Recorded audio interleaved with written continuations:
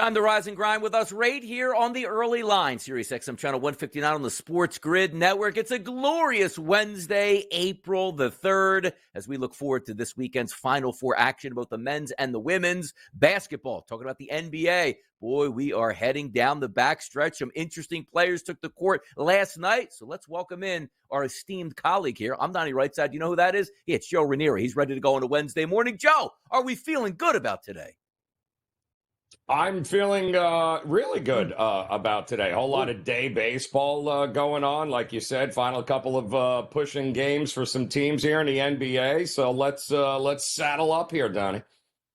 Let's hit the ground running, which means big news in the city of brotherly love. Joel Embiid was back on the court yesterday. Now, here's what we love about the NBA, Joe. And we always preface people in the morning. We're the early line. We get a fresh look at the lines. In an NBA, if you are wagering, you better wait till later in the day. We had the show yesterday where a minus 5.5 point line towards OKC was during the early line yesterday. We also got news. Joel Embiid missed shoot around. He won't be playing tonight. By the end of the day, SGA sat out. Joel Embiid came back into the game, and the Sixers closed as a 3-point favorite in a 109-105 victory over OKC. It's never a dull moment in the NBA, Joe. Just absolutely hilarious that came in as late as it did. The line flipped. The line flipped, Donnie, in the afternoon with the news of SGA sitting. But then it just went bonkers once we knew Embiid was playing last minute as well. So the NBA has done a pretty good job of avoiding this for most of the year until yesterday.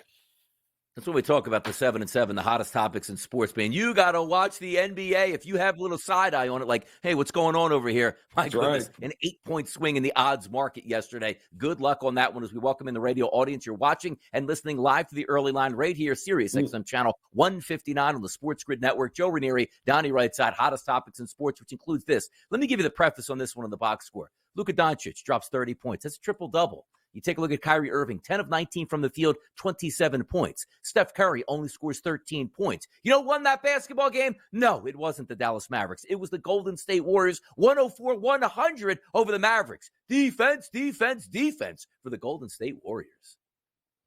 Well, just nobody else stepped up for Dallas. Everybody stepped up outside of the guys you mentioned there. Wiggins, where's that Wiggins been exactly? We've been kind of waiting here. Drops 23 with Klay Thompson and Steph Curry. Not exactly the best, but you know what? It was good enough to beat the one-man show and the Dallas Mavericks because that's about what it was with his triple-double. It was. That's what I'm telling you. The Dallas Mavericks are one of those teams, Joe, I'm really rooting for it to get into the playoffs and do some damage just because I like their top 1-2 punch. Yep. It's a lot of fun to watch when it rolls out there. Just didn't work yesterday. And again, if you're just reading the box score, that should have been a runaway easy victory for the Mavericks, and it just wasn't. Yep. Great win there for the Warriors, trying to stave off those Houston Rockets for that final spot to get into the play-in rounds. You take a look at the next game here. The Denver Nuggets 110-105 over the San Antonio Spurs. This is why we love Nikola Jokic. Typically, he has his starting lineup out there and says, you know what, I'll get mine when I need to, but I'm going to get everybody else involved. Not the case last night. 42 points and 16 rebounds in a 5-point victory over the San Antonio Spurs. No Jamal Murray in the lineup, no problem. You take a look at Jokic. This is why he's the MVP right now of the NBA. And also, this is why you never ever lay 16, 17 points when you're going up against a guy like Wembanyama that can absolutely match him there. 23, 15, and 8. I think he had 9 blocks, almost a quadruple double. And oh yeah, by the way, they may not have won, but like all great teams, Donnie, the San Antonio Spurs covered in Denver last night. There you go. Wembanyama and the boys get the cover. That's what's most important here. You didn't win a basketball game. You get better ping pong balls here. So it all worked out in their favor last night. Now, one thing we were waiting for here in Philadelphia, much like a big return from Joel Embiid, was where's Bryce Harper been? No hits on the season. We came through in a big way yesterday, Joe. A 9-4 victory for the Phillies over the Cincinnati Reds. And Bryce Harper, 3 for 4 at the plate, 6 RBI, 3 home runs, which included a grand slam. And by the way, if you watch the highlights, was robbed by Will Benson in center field for another RBI double. He was on it last night in the freezing cold, rainy conditions at Citizens Bank Ballpark yesterday. Big win for the Phillies, but a bigger night by Bryce Harper. Yeah, well, it's about time, especially those that have him on their fantasy team here. You know, the last Philadelphia Philly to hit 3 home runs in a game, including a grand slam? You're a Philly guy. Who? How about Schmitty? Jason Worth back in Wow. 2008? Blast from the past there, huh? Good old Jason. Jason Hey, man, we were Worth. winning titles back in '08 at that point with Jason Worth. So shout out to the Mhm. '08 Phillies bringing home the Yep. championship. Maybe that's a sign to come this year for the 2024 Philadelphia Phillies. I'll tell you a sign to come here. If you're not watching the NIT, maybe you're doing it wrong. Indiana State 100, Utah 90. They advance into the finals. Seton Hall in Georgia. Seton Hall 84-67 over Georgia. Indiana State, Seton Hall for all the marbles in the NIT. And it should be an awful lot of fun watching that one go down. You know, the mid-major looking for respect. Seton Hall, feels like they might have been slighted in the tournament. So Here we go. Buckle up. Should be a good one.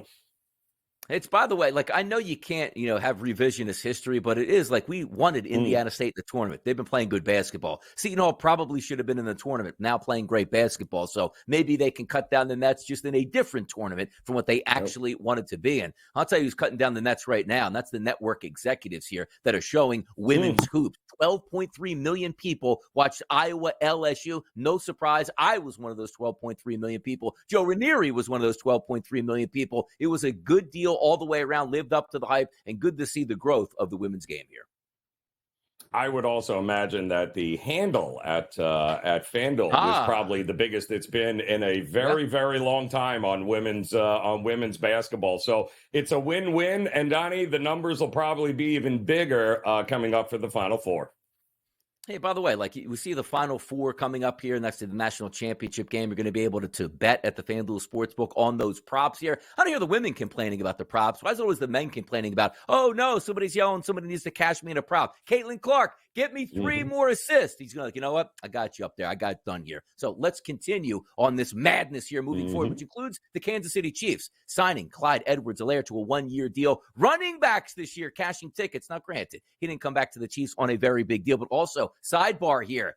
Are we looking at a new stadium in Kansas City for both the Royals and the Kansas City Chiefs? Probably not. Was voted down yesterday, where Kansas City is saying, we're not paying billionaires to become trillionaires at this point here. So double-edged sword there for the Kansas City Chiefs. Good for them here. I'm wondering, have they found Rice yet? No, that's a different story. But yeah, listen, good for Clyde Edwards-Helaire because, yes, they're going to need to keep as many of those pieces that are affordable as possible for this next coming season and beyond with your $400 million quarterback. Yeah, Clyde Edwards-Helaire, that first-round draft pick after the Super Bowl that they won, seemingly lost his job to Isaiah Pacheco, and rightfully so. Also, they brought in J.K. Dobbins for a look-see yesterday as a visit. So players signing up at running back by committee, that's really the new wave in the NFL. Don't let this offseason and free agency fool you at that point here. But I'll tell you who fooled us yesterday. It was Joel Embiid. It was the Philadelphia 76ers. It was the Thunder. Let's cover the NBA next. What actually happened yesterday? Right here on the Early Line.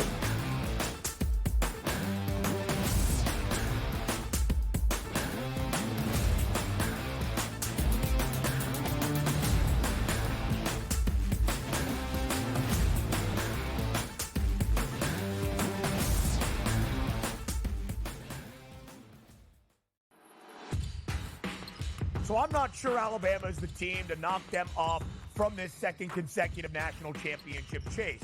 But what will be the key for the Crimson Tide if they can even cover a number? That wing ball screen action, how you defend that is going to be a problem because of Donovan Clingan, it forces you to change so much what you do defensively if he's able to score inside.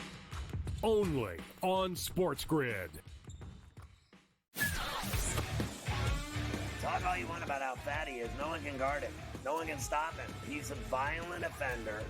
He does whatever he wants in the low block and at the 10. He just does whatever he wants and scores at will, ad nauseum. They're the Mike Tyson of college basketball. At some point, they're going to throw a haymaker. And when it connects, Pharrell, you're not getting up.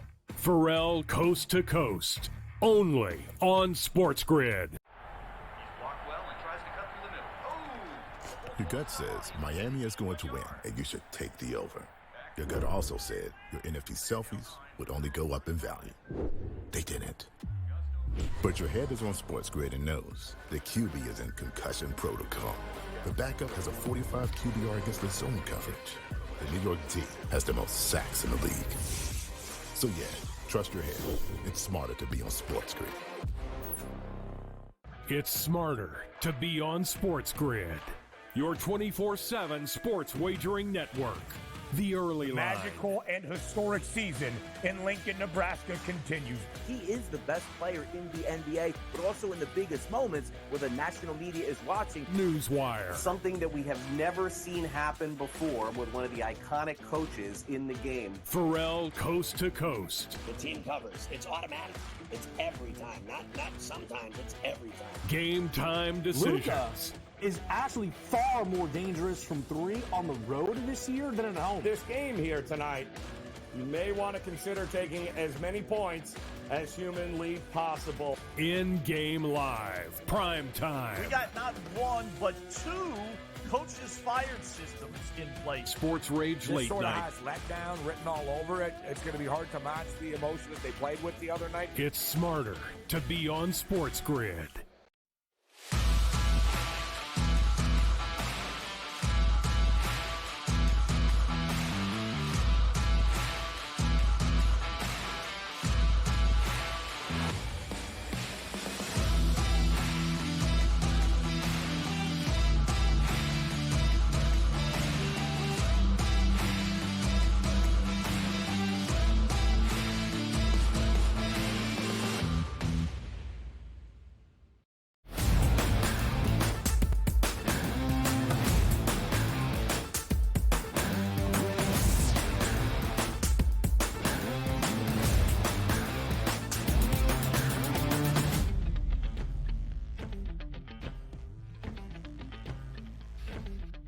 Hour number one in full effect right here on the early line. SportsGrid Network, Sirius XM Channel 159. Donnie Rightside along with Joe Ranieri, and it's time to get to the NBA. And this is some of the arguments that we can have, or let's just say some of the, fun points that we can make. Handicapping is hard in this industry. And every morning we preface it by saying, and it seemed like, Joe, we don't bring this up in the NHL. We don't bring this up in college basketball. We don't bring this up really in the NFL or any other Major League Baseball, let's just say. But we always preface it in the morning when we handicap the NBA. It's like, hey, maybe you should wait on this wager until 5 p.m. And yesterday, case in point with the Philadelphia 76ers and the OKC Thunder. What happened yesterday? Well, the final score was 109-105. Joel Embiid did come back, but as we were led to believe yesterday, and following beat writers and also national beat writers as well, hey, look, Joel Embiid missed the morning shoot-around. He's declared out for this game. So I remember bringing that up to you yesterday, Joe, and I said, I wonder if this line is going to change because it sits at 5.5.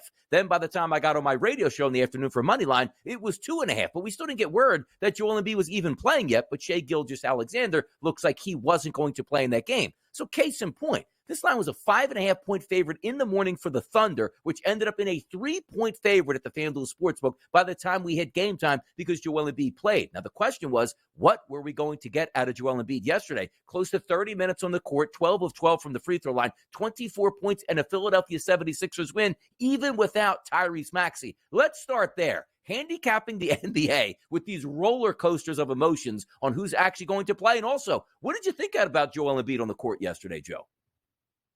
Well, it was most of the reports that we got starting right around this time yesterday morning here, Donna, you talked about. Wasn't at the shoot-around.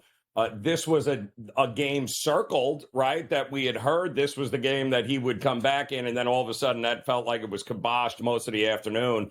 And then all of a sudden Jalen Williams was questionable. SGA was questionable. And then all of a sudden both were ruled out. We still assumed Embiid was going to be out in this game. So the market fluctuation on this game was depending on when you got in.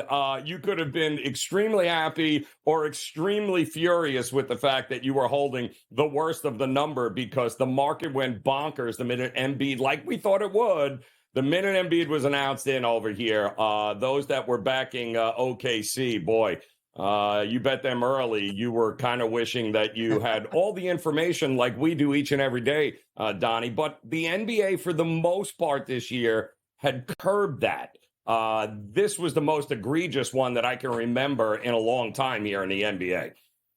Yeah, and OKC still up 10 at the break, and the Sixers still being able to gain control in the third and the fourth quarters there. I was impressed that we got that much out of Joel Embiid. I didn't know what the minutes restriction would be, but quite frankly, he's playing close to 30 minutes. There really wasn't any. You saw he had the bulky brace on his knee just for protection, and he was trying to wiggle that around and get used to it all game long, as most players were, because you're not used to playing with that brace. But the one thing I thought was actually going to happen yesterday was, if you were taking a look at Maxey not playing in that game, Joe, and then you say, okay, Joel Embiid, maybe we sit him out against OKC, and if that's going to be a loss, so be it, because the more important games are coming up, which includes a game this week against the Miami Heat. But Maxey did sit out, and as we saw Joel Embiid come back into the game, finishing with 24, 7, and 6, that's a good look for the Sixers, because it just looks like if Joel Embiid comes back, no matter who you play against, you're going to be competitive, which then leads us to believe, as we look down the future and say, boy, if the Sixers wind up in that 7 or 8 spot after the play-in, that is going to be unbelievable to watch that play out. But I was impressed overall by the Philadelphia 76ers picking up the win against OKC. Just made it interesting nonetheless to watch it play out, and the Sixers actually got the cover. Yeah, kind of hard to believe, and it was funny because they were down probably about 7 minutes or so left in the game, and then Kelly Oubre and Embiid making some big free throws at the end came back and got it done for them. But boy, oh boy, I saw him afterwards. He was embracing Iverson, was courtside there last night. And that meant I thought he was going to pass out. Like, Embiid looked absolutely exhausted. And what do you expect from a guy, a big man that hasn't played, what, Donnie, 3 months? I mean, my goodness, what an effort by him. And more importantly, you know, the great ones usually elevate everyone around them. And he did just that with the Sixers last night. How about the Heat last night? 109-99 victory. Oh, no, Joe, your best bet was an over. There's no way that hit. Oh, yeah? Check the box score and the total that it closed at. It absolutely hit yesterday. And by the way, the Knicks don't even get to 100 points, despite an effort of 20 from Brunson, 24 from McBride, and also 31 points from Dante DiVincenzo. And off the bench, Bogdanovich, 6 of 10 from the floor for 16 points. And it only equates to 99 points because that team doesn't have a lot of talent outside of 1 or 2 players in that starting lineup. That's a good win for the Miami Heat because, as we just pointed out, the Philadelphia 76ers right on their heels trying to chase down the Pacers. The Heat don't want to be in that play-in round. That's a big-time win for the Heat. And also keep in mind, just a few games up on the Heat is the Knicks. So the Heat taking down the Knicks yesterday, that was massive for the standings for the New York Knicks as well. Yeah, and it was the best game Terry Rozier has had with Miami since the trade. I mean, he made 8 threes in that game, dropped 34, 10 of 15 from the field, 8 of 11 from 3. And he single-handedly was the reason why they ended up running away. And in typical Heat fashion, they were up double digits until, of course, the fourth quarter, and they let the Knicks get back in it. And then they ran away with it there with a 12-0 run. So it was a good win for Miami. I thought the Knicks would get at least 100 points, and I thought having Kevin Love and Caleb Martin and company, Duncan Robinson, having them available, you know, it might be raining threes. I didn't even take into consideration that Rozier would go 8 of 11 from 3 in that game. So good win for Miami.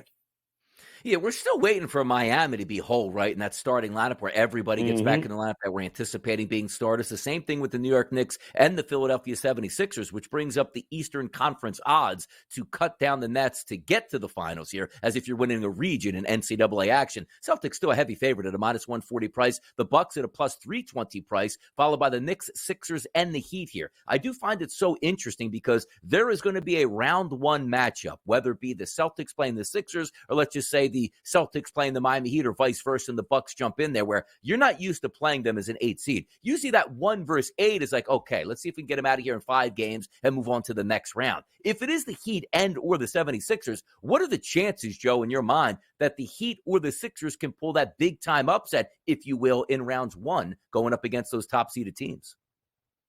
One of them will, Donnie. I mean, that's probably, you know, one or the other here, right? I mean, Miami's a game and a half, I think, ahead of Philadelphia for the 7th seed. I think they're only a half game back now from Indiana, who is up and down, kind of just hovering around that 6th seed. So I think Miami wouldn't mind getting in that 6th seed and being like, all right, let's go here. I don't think they want anything to do with any sort of play-in situation here. And Philadelphia's got to be feeling good to get the big man back here. And you're probably not feeling great if you're Milwaukee right now, sitting with the 2 seed going, so who am I going to have to play exactly now out of this group here? It's going to be a very interesting final couple of games here down the stretch to see who does what. Yeah, it's pretty wild because we'll get to it a little bit later, but the Milwaukee Bucks didn't show up last night against the Washington Wizards, which again sets them up as only a 1.5 game lead over the Cleveland Cavaliers. So theoretically, Cleveland can jump the Milwaukee Bucks. Then you take a look at just behind them, 15 games back of the Celtics and 15 games back of the Celtics, the Magic and the Knicks, then followed by the Pacers, only a 1.5 games back from the Orlando Magic and the New York Knicks. And then we start to take a look at the Miami Heat, a 1/2 game back of the Pacers, then the Philadelphia 76ers, 2 games back of the Pacers to jump them to get into that 6th spot here. It's going to be fun to watch this play out. But as we said again, even in the Western Conference, you got teams like the Golden State Warriors and the Los Angeles Lakers that aren't going to be traditional 7-8 seeds once they get in to the playoffs, if they get into the play-in rounds. And the same thing we're talking about here in the NBA Eastern Conference, where the 76ers full go with Joel Embiid and Tyrese Maxey and the Miami Heat getting all their starters back. That's not a true 7-8 or even 6 seed at this point. And also, if you take a look at the Boston Celtics, Joe, who are a very good basketball team, they don't want that. But also, what's up with the Bucks here, man? The Bucks aren't playing good basketball, and they're going to get a big-time effort by one of those teams in the 6, 7, or 8 holes right there. So amazing stuff in the NBA, but let's continue the rest of it. The Western Conference, just as crazy, people. It's the early line. Talking the NBA, and we'll be right back after this short break.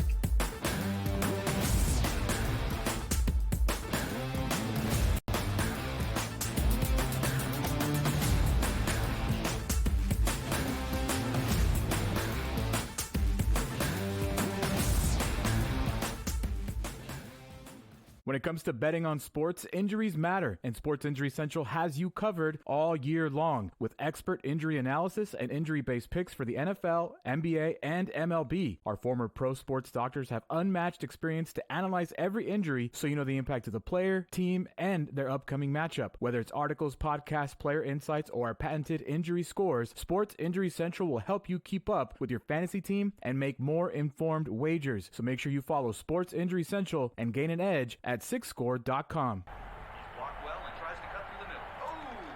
Your gut says Miami is going to win, and you should take the over. Your gut also said your NFT selfies would only go up in value. They didn't. But your head is on SportsGrid and knows the QB is in concussion protocol. The backup has a 45 QBR against the zone coverage. The New York D has the most sacks in the league. So yeah, trust your head. It's smarter to be on SportsGrid. It is now Corbin Burns, the AL Cy Young favorite, now in Baltimore at an 8-1 number. So let's just say again, for just competitive purposes, Soto hits 45 home runs, Judge hits 47 home runs. It's not everybody going like, okay, 47 wins, everybody votes for Aaron Judge. Soto's going to steal some of those from his own teammate at this point. So when I look at that situation, I say, is there a chance those two could run away with it? Yes. The early line, only on SportsGrid. 89-87, 0.6 seconds remaining. Big drama here in this game. Always frustrating when your Final Four parlay and bracket gets busted, but here we go. I'm done. Look what he is now. He's on FanDuel, plus 120. Almost even money to win the tournament. So you actually, if you did get him at plus 260, you got a pretty good, better investment than you had before. Just saying. Sports Rage Late Night, only on SportsGrid. Anyone that's been to a sporting event, the atmosphere before a game, I think Game Time Decisions has that same exact atmosphere. This is our arena.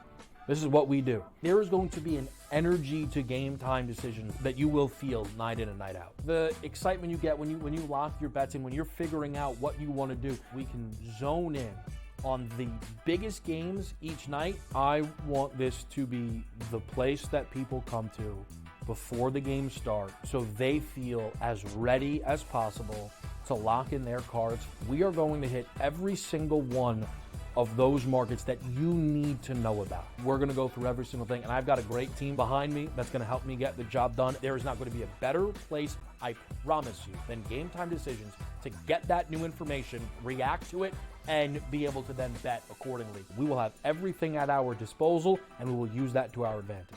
I'm Kevin Walsh. Tune into Game Time Decisions from 6 to 8 p.m. Eastern on SportsGrid.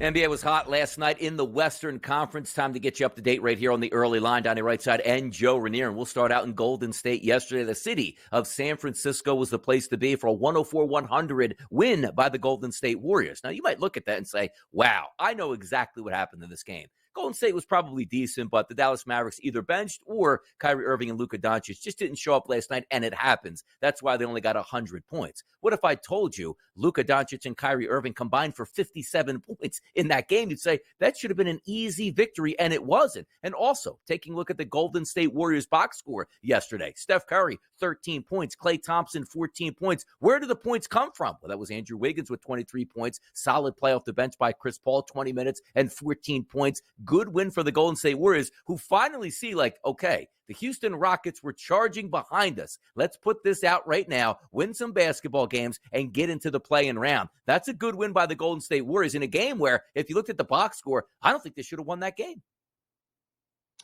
I'm still shaking my head on how they ended up doing it. I mean, Sabonis, another good game for them, but Doncic, another good game for him. His 48th, 30th point game of the season. Think about that.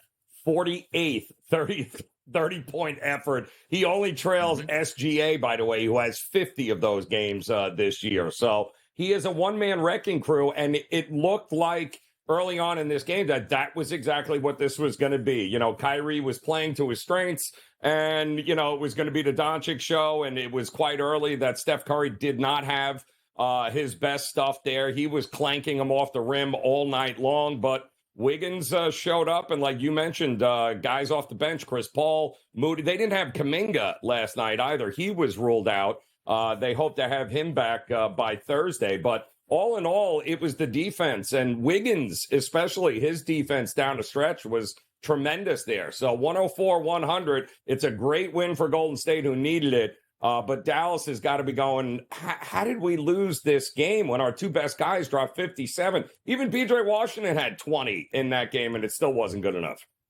Yeah, it's pretty crazy. Sometimes it just works out that way. We say, boy, I handicapped this correctly and still did not get it right if you were backing the Dallas Mavericks. But a game where the Dallas Mavericks were playing it against the Golden State Warriors, and maybe the Golden State Warriors were looking up and watching the scoreboard and getting big smiles on their faces from the Minnesota Timberwolves' 113-106 victory over the Houston Rockets. The Rockets had been the hottest team in the NBA, being cooled off lately, and the Golden State Warriors can certainly appreciate that. In the game last night, Fred VanVleet went for 22, Green went for 26, and Smith Jr. went for 18 for Houston, but it just wasn't enough. As you take a look at the scoring, 25 points out of Naz Reid. How about that? Anthony Edwards only went for 21, but a strong bench effort where two guys were in double digits here, and that was Anderson and also McLaughlin coming off the bench. Solid performance from Minnesota as they wait to get their big guy back, Karl Anthony Towns, but a tough loss for the Houston Rockets, and the playoff vibes fading fast in H-Town. Yeah, I mean, listen, somebody's got to step up with Karl Anthony Towns out, and Naz Reid has been that guy. I think that's his 6th or 7th straight start in place of Karl Anthony Towns. And, I mean, he did really, really well. He's averaging, 13 points, 5 boards. He's shooting 40% from 3, which is hilarious. But, you know, where they get these big men, Minnesota, that keep hitting from the perimeter. And it was this was a line, too, Donnie, that didn't move throughout the day. It was 7.5 most of the day. The total dropped a little bit, but, you know, you were wondering, well, who's going to be in, who's going to be out? Is Edwards going to rip? No, they went full tilt, and they still managed to get it done. But Houston, somehow getting those 7.5 points, still managed to get the cover, and they've been pretty good at that down the stretch here. Yeah, you take a look at the Minnesota Timberwolves still fighting for that number 1 overall seed. So that was a big win, but also both ways. One team like the Houston Rockets trying to squeak into the playoffs as that 10 seed in the play-in rounds. Doesn't look like that's going to happen as of now. Not too many games to go here. The one game we looked at yesterday, Joe, and I think your comment was, I don't care what you have to lay against the Toronto Raptors. Just lay it against them because they've basically been giving up as of late. The Lakers 128, the Raptors 111. That's a road cover. Like, ooh. When did they get it by? Was it 4.5 points, 5.5 points? No, it was basically 2 touchdowns, and the Lakers still got it done. And this is what you like about the Lakers games. You get these wins, and LeBron James and Anthony Davis don't have to play over 30 minutes because you basically have this game in your back pocket by the time you start the fourth quarter. Anthony Davis had 21 points and 12 rebounds. LeBron James, 23 and 9. You take a look at Russell, 25 points and also 7 assists in that game, which included 7 of 14 from three-point range. The Lakers now, one of the hottest teams in the NBA. How about that? And the Raptors, hey, man, get to the golf course soon enough. Yeah, no, it's, again, this is one of those teams like we talked about yesterday, Toronto, where you don't mind laying the big numbers. What was it, last week or the week prior, Diner? We saw the Knicks laying 17 going there, and we're like, yeah, lay it. It's not going to be a problem. And even the Knicks were able to win and cover there. And that's what it's going to be like. You're not going to get, you're certainly not going to get any small numbers. Even when they play Detroit, I think they're going to be a dog. This has not been a good final stretch, but they did get Barrett and Quigley back, who had some points there last night, but it really didn't make a difference. D'Angelo Russell was on fire from outside. He was dropping bombs all over the place. That looked a lot like the old Showtime Lakers last night. They were making the extra pass. They were bombing away. They were hitting nothing but net. It was entertaining to watch the Lakers get the win and get the cover. Question is, can they keep doing that over the next, final 7-8 games of the regular season and go in with some momentum into the playoffs?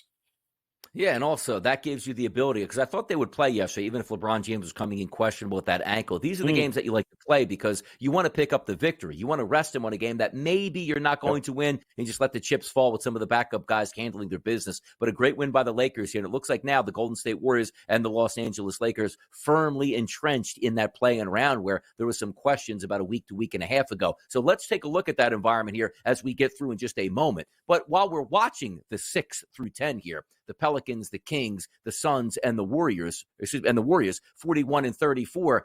It's really kind of interesting how it lines up because we're also factoring in teams trying to stay in the top 6, which will include the Sacramento Kings and also the Los Angeles Clippers. If we line up that game last night, 109-95, what the heck is going on with the Clippers, by the way? I can't figure them out. And it used to be the Suns for me in the Western Conference that I don't want to touch. Now it turns out, is it going to be the Clippers here? Nice win, by the way, for the Kings yesterday. Mr. Double-Double, Domantas Sabonis does it again. Yeah, well, we learned late in the afternoon yesterday, again, another one of these spots where Kawhi Leonard all of a sudden was sitting this one out with a knee issue, but they hope to have him back on Thursday. But, Sacramento had not been great this year at home, certainly as a favorite. They had a less than 500 ATS record. They burned a lot of bettors this year here while they were trying to light the beam because they didn't. They barely covered or didn't cover or lost. And you kind of thought that was the game we were going to get until Kawhi's out. And then Harden had absolutely no answer for the defense the Kings were throwing at him. Paul George looked all discombobulated. He drops 41 against Charlotte, and then he comes back last night, and he's got no clue as to what he's doing. He looks like he's never played the game before, but give credit to Sacramento, and Coach Mike Brown afterwards was like, listen, that's exactly what I've been trying to get these guys to do because we're not going to win playoff games averaging 125 points a game and think that's how we're going to win. And he's right. You're going to have to take good offensive teams like the Clippers, and you're going to have to hold them under 100 points, and that's exactly what they did last night. Let's take a look at that playing picture because it's pretty wild here. And this is what we like. The NBA added intrigue by adding more teams here into the fold. So if you take a look at just the standard 1 through 6, it's the Nuggets, Timberwolves, and the Thunder sort of fighting for and jockeying for position of who's going to be that number 1 overall seed. But then you have the Clippers, who are 2 games ahead of the Dallas Mavericks and the New Orleans Pelicans. And just behind them, 8.5 games back and 8.5 games back of the Denver Nuggets, which means a game out of the Mavericks and the Pelicans are the Kings and the Suns, then followed by the Lakers and the Warriors. Heading down, like, this is why it's such big, news, because you take a look at the Kings that still currently sit in that 7th spot, which means they would be in the play-in round. But they knock off the Clippers now, say, okay, now we're getting a little bit closer to the Mavericks who lost last night and the Pelicans who have lost 2 straight here and gaining ground quickly. If we're looking at this play-in round, so you don't want to be in there. But if we're looking at the Suns and the Kings, what are the chances for you that at least one of those teams moves out of the play-in round and supplants, let's just say, the Mavericks and or the Pelicans?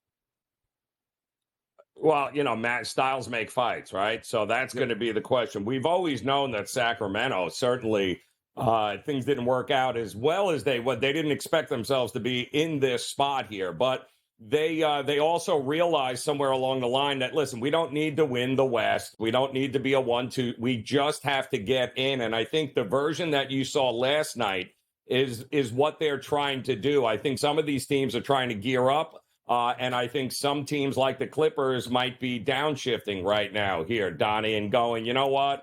4th, 5th, we're good. We're not winning. We're good.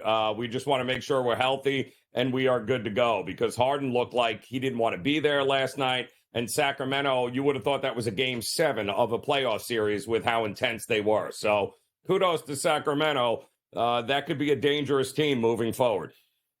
Yeah, look at the bottom of the standings there, 9 and 10, still getting in that play-in round. That's the Lakers and the Golden State Warriors. And it was roughly a week and a half ago, we're saying, like, oh my goodness, look at the Houston Rockets right now, the hottest team in the NBA. Golden State floundering a little bit. And once the Houston Rockets got within a game of the Golden State Warriors, what happened at that point? Golden State's like, all right, enough is enough. 5-game win streak now to put themselves at a little bit of distance. So they have a full 3-game lead currently over the Houston Rockets to stave off hanging back in the 11th seed as opposed to making the playoffs. So it's interesting that the Golden State Warriors being pressed a little bit right now, and we're having some fun seeing who's actually going to get into the play-in round and who's going to be left out of it. Exciting times in the Eastern Conference and the Western Conference. It's a Wednesday morning, right here on the SportsGrid Network, and you are watching The Early Line. We'll be right back.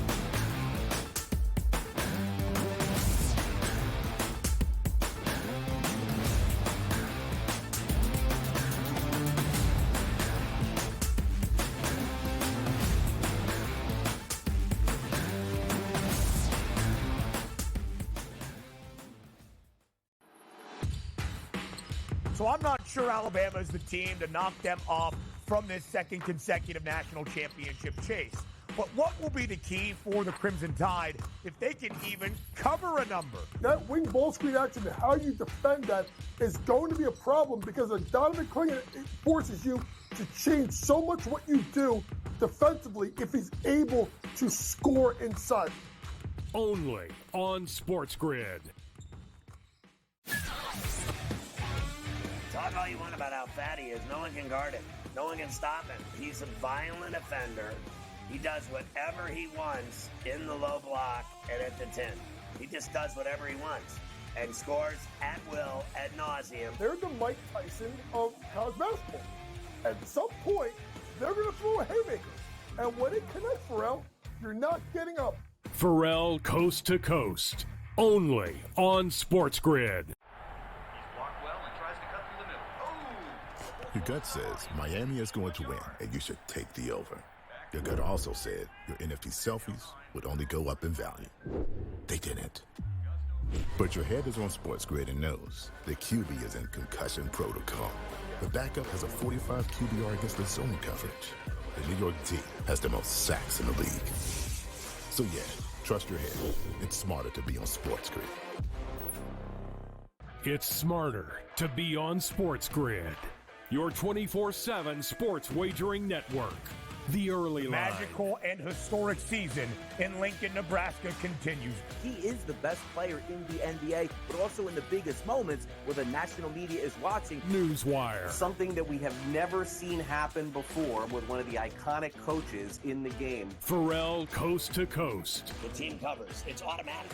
It's every time. Not sometimes. It's every time. Game time decisions. Luka is actually far more dangerous from 3 on the road this year than at home. This game here tonight, you may want to consider taking as many points as humanly possible. In-game live. Prime time. We got not one, but 2 coaches fired systems in place. Sports Rage This Late sort of Night. has letdown written all over it. It's going to be hard to match the emotion that they played with the other night. It's smarter to be on SportsGrid.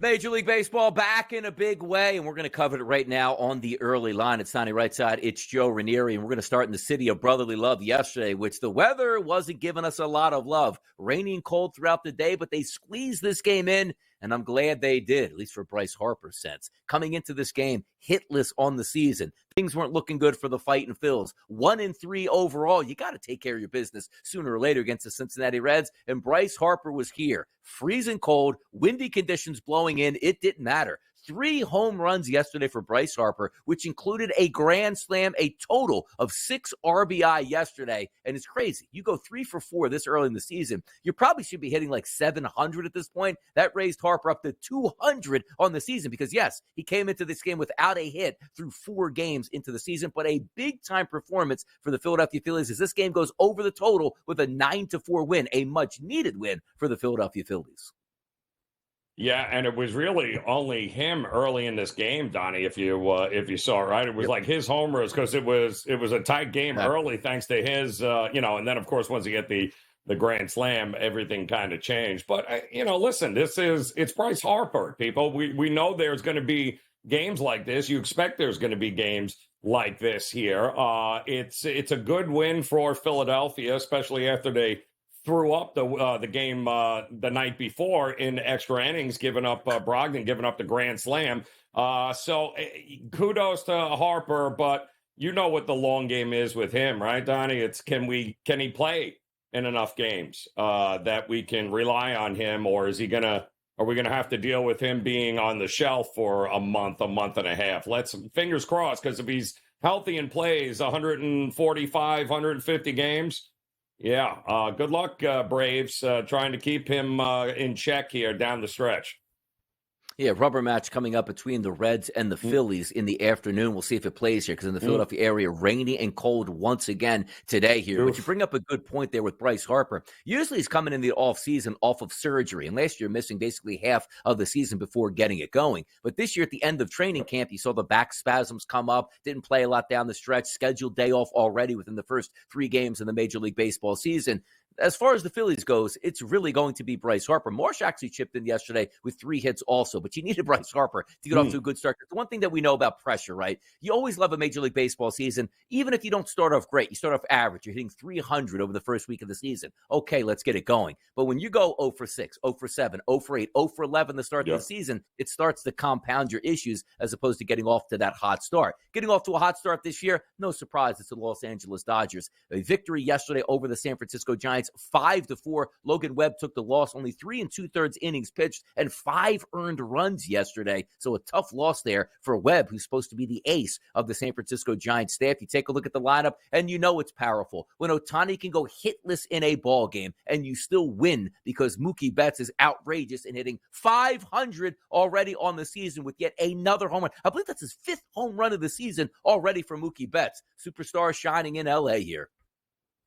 Yep, league leading 5th home run. In fact, Freddie Freeman chipped in 3 more hits here, and you're right. I mean, the Dodgers got to Webb wasn't good. He pitched from behind most of the time while he was out there, and this was a bullpen game for the Dodgers. So this had a lot of people looking towards the Giants here, thinking, all right, I get the ace on the mound going up against Grove and whoever else. Yarbrough they're going to throw in there.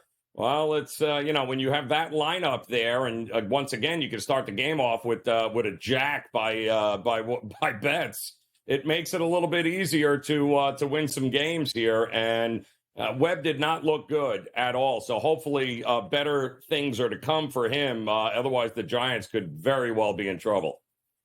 Yeah, Dodgers closed yesterday, Joe, about a minus 150 favorite. So it was one of those points that we were looking at yesterday. Like, well, the sharp edge is probably the Giants because it shows there's a legitimate chance for them to win, but also just the public fanfare, the Dodgers, that goes, I'm not going to see very many minus 150s on the season for the Dodgers at home. I might as well take it here. Yep. And granted, it won. So congratulations if you were backing it in that direction. A team finally lost a game in 2024. That was the New York Yankees, who came into yesterday's game against the Arizona Diamondbacks off a win against the Diamondbacks and 5-0 on the season. They now sit at 5-1. The Diamondbacks improved to 4-2 because why? Zach Gallen was tremendous yesterday. And this is a running theme for him. He is a great pitcher, but even better at home out there in the desert. 6 innings pitched, 3 hits, no earned runs, 6 Ks and 3 walks in that game. And one of the themes that's popping up already for the Yankees early season is Nestor Cortez behind the 8 ball early in games, gives up 3 runs to the Yankees in the first inning, and that was away. 3 runs to the Diamondbacks in the first inning. That was away. She went 7-0 victory. Impressive by the Arizona Diamondbacks here. Yeah, and impressive by Zach Gallen and company as well. But yeah, they got to Nestor early, and playing from in front on the road, at home if you're Arizona is exactly what you want to do. But you're right, nasty Nestor is not so nasty anymore here. 8 hits, 3 earned. He walked 2, but he only struck out 2. The thing that I noticed with him is he's not missing a lot of bats here. Donnie, and that's a problem because a team like Arizona, who puts the ball in play a lot, if you can't miss a couple of barrels, you're going to be playing from behind a lot. And with the guys that we're waiting to hit for the Yankees, like let's see, Judge 0 for 3, Rizzo 0 for 4, Stanton 0 for 3. You get the hint on what's going on there too. So not a great start. Fortunate to be 5-1, the Yankees. Yeah, but you're right about that. Let's just take a look at the top 6 batters in the lineup for the New York Yankees and batting average-wise. 171 for Torres. Then you have Soto, the outlier, 417 on the season. He was only 1 of 4 last night. Judge, 125. Rizzo, 182. Stanton, 150. And Verdugo, 143. Not going to win very many games like that. Now, granted, Volpe's had a good start to the season at 529 and Cabrera at 409. But then Trevino, 111. Wells, 200. You're just not going to get a lot of wins that way. So you're right. Fortunate to be 5-1 at this point without the main parts of your offense actually helping you out in that offensive bottom line outside of basically Soto to start that lineup. We'll see where the Yankees go, but that's a pretty formidable opponent in the Arizona Diamondbacks. We'll see where the rest of that series winds up. Let's head out to the West Coast there. T-Mobile Ballpark, Cleveland Guardians 5, which improves to 4-2. The Mariners only scored 2 runs, and they dropped to 3-3. Castillo, how about this? 5 2/3 innings. 10 hits, 4 earned runs, even though he did have 7 Ks. Bieber, absolutely fantastic on the road. 6 innings pitched, 6 hits, no earned runs, 9 Ks, and not a single walk. This is the Bieber that we're used to here. Yeah, and just terrible condition. It was cold, windy. He's dominating. He doesn't throw terribly hard. It's hard to believe. I saw it on the broadcast last night. I can't believe he's like 28 years old. I feel like Bieber's been around for a million years here, and it's not. But my goodness, is he filthy? It harkens back to the days of a Greg Maddux who wasn't going to blow the ball by you, right? He wasn't throwing 100 miles an hour, but what he did was he put the ball wherever the hell he wanted to, and usually it was where you couldn't hit it. This is the guy that does exactly the same thing here in Bieber. That's back-to-back fantastic outings here, which is a good sign for Cleveland if they can figure out the bullpen, because that's the biggest concern they have right now. Yeah, you should have an easy win in that first 5 when you take a look at the total to the under. If you just said, hey, by the way, one team's not going to score. Like, what's that, 1-0 at the end of 5 innings? I mean, my goodness, that was an impressive performance by Bieber, wasted by Castillo, who, again, gave up 10 hits over 5 2/3 innings, something that you certainly don't want to see. I'll tell you what you don't want to see.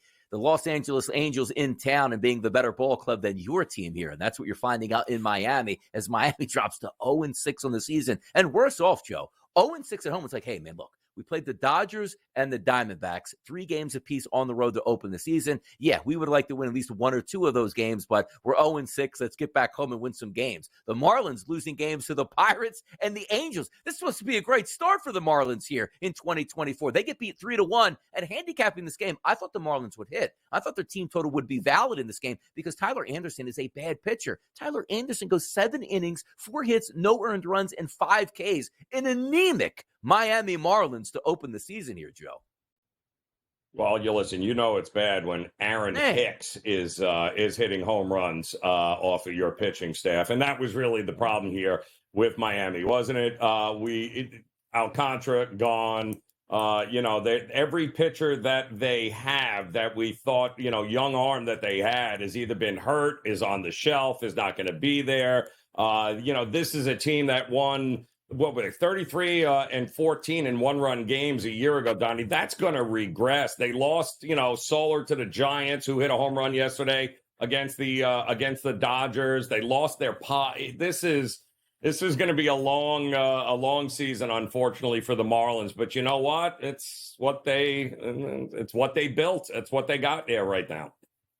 Exactly. Already they're saying, let's get to see what the Heat can do in the playoffs. Let's see what the Panthers can do in the playoffs. How about the Miami Dolphins? Let's get there. Miami Hurricanes. I mean, already an afterthought into 6 games, into a 162-game slate. That's your Miami Marlins here. Let's take a look at another game, which had an interesting finish yesterday. It seemed to me like the Toronto Blue Jays might never score again in Houston, getting no hit the night before and going into the 9th inning without a single run and facing Josh Hader. That's supposed to be a 1-2-3 inning, but it wasn't. The Blue Jays played 2 runs on a 2-run shot in the 9th to down the Houston Astros 2-1 yesterday. And by the way, the Houston Astros, the favorites to win the American League. How about this start, Joe? 1-5. Ooh, boy. Yeah.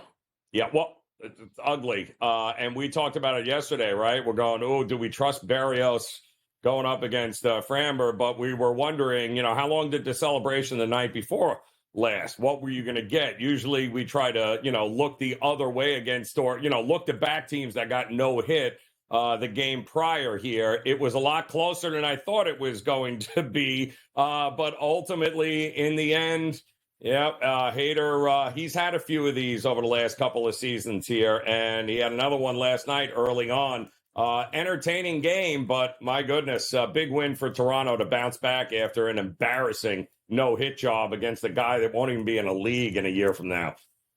How about that? Marcell Ozuna last night, by the way, got 2 home runs going up against the Chicago White Sox. So I think another easy victory for the Braves, but that's the only 2 runs that the Atlanta Braves scored last night in a 3-2 loss to the Chicago White Sox, who picked up their first victory. Yeah, in this game, Crochet, who I actually thought had a chance to get hit around. Keep in mind, we had 15 to 20 mile-an-hour winds blowing out to left field, so you figured if the ball just got up in the air, you would get some home runs. Now, granted, yesterday in this game, we did have 5 total runs, but 3 of those via the home run. But how about that? Shutting down that Braves lineup here. Only 5 hits and 2 runs overall, which did include that 1 solo shot again in the 9th inning to make it a little bit closer than what the game was. The Braves 3-2. Finally, the White Sox, Joe, on the board here in 2024.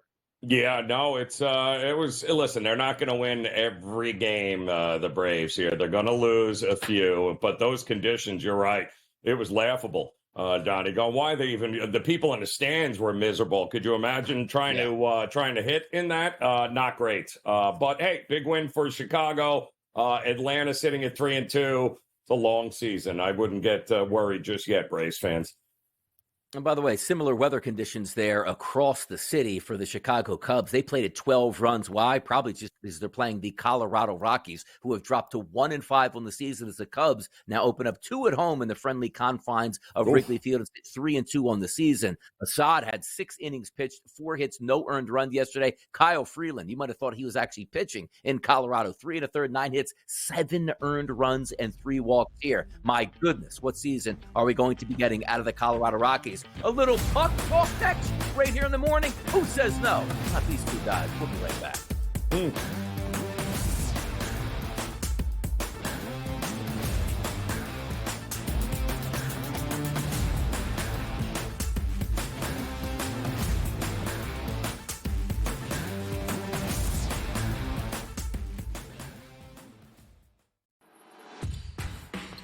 So I'm not sure Alabama is the team to knock them off from this second consecutive national championship chase. But what will be the key for the Crimson Tide if they can even cover a number? That wing ball screen action, how you defend that is going to be a problem because Donnie and it forces you to change so much what you do defensively if he's able to score inside. Only on SportsGrid. Talk all you want about how fat he is. No one can guard him. No one can stop him. He's a violent offender. He does whatever he wants in the low block and at the 10. He just does whatever he wants and scores at will, ad nauseum. They're the Mike Tyson of college basketball. At some point, they're going to throw a haymaker. And when it connects, Pharrell, you're not getting up. Pharrell Coast to Coast. Only on SportsGrid. Your gut says Miami is going to win, and you should take the over. Your gut also said your NFT selfies would only go up in value. They didn't. But your head is on SportsGrid and knows the QB is in concussion protocol. The backup has a 45 QBR against the zone coverage. The New York D has the most sacks in the league. So yeah, trust your head. It's smarter to be on SportsGrid. It's smarter to be on SportsGrid. Your 24/7 sports wagering network. The early line. Magical and historic season in Lincoln, Nebraska continues. He is the best player in the NBA, but also in the biggest moments where the national media is watching. Newswire. Something that we have never seen happen before with one of the iconic coaches in the game. Pharrell Coast to Coast. The team covers. It's automatic. It's every time. Not sometimes. It's every time. Game time decisions. Luka is actually far more dangerous from three on the road this year than at home. This game here tonight, you may want to consider taking as many points as humanly possible. In-game live. Prime time. We got not one, but two coaches fired systems in place. Sports Rage This Late sort of Night. has letdown written all over it. It's going to be hard to match the emotion that they played with the other night. It's smarter to be on SportsGrid.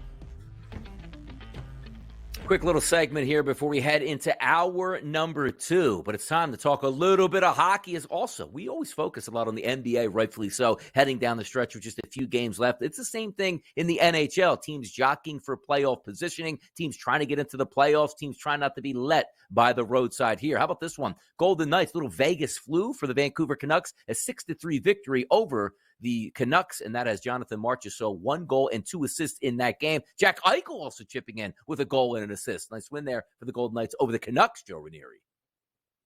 Yeah, no, I mean, and down the stretch they come here, Donnie. There are some teams that are limping to the finish line, and there are some teams that are trying to ramp up here into the playoffs. You and I both know it's a grind, a Stanley Cup chase here. So good win by Vegas to get it done last night. By the way, I know you were talking over the break here. The Canadians 5, the Panthers 3 here. Big upset there. La Habitants at home with the big W. Yeah. Great job. And then we learned just before the puck drops that Bobrovsky's not in. Matt Tkachuk is not in. He suddenly got ill. Verhaeghe wasn't playing. Like half the lineup coming off of that loss to the Toronto Maple Leafs wasn't in that game last night. And it showed because they got absolutely boat raced 5-3. That's 8 of 10 they have now lost here down the stretch, the Florida Panthers. By the way, Bruins go on the road. Tight game all the way through until late. The Bruins opened it up a 3-0 victory over the Predators there. It's all Allmark, 31 saves in a shutout victory for the Bruins. Yeah, and the Bruins now, another point there, separating themselves from the Panthers for that top spot. So, not a great stretch here for Florida. Good stretch for Boston. A lot of things coming to head, but it is. I mean, the playoffs in hockey seem like they start on Christmas and don't get over to the 4th of July. I know that's a little bit of a catch at this point, but my goodness, it is tough to win those 7-game series on a night-to-night basis here. The only thing we're rooting for here at the network, I believe, is that the Philadelphia Flyers do make it into the playoffs here. I think that's the only thing we're cheering on for hockey at the network alone at this point, Joe Ranieri. Let's go, Flyers. Let's go. Our number 2 is coming up, and it's the Chiefs that are going to lead off.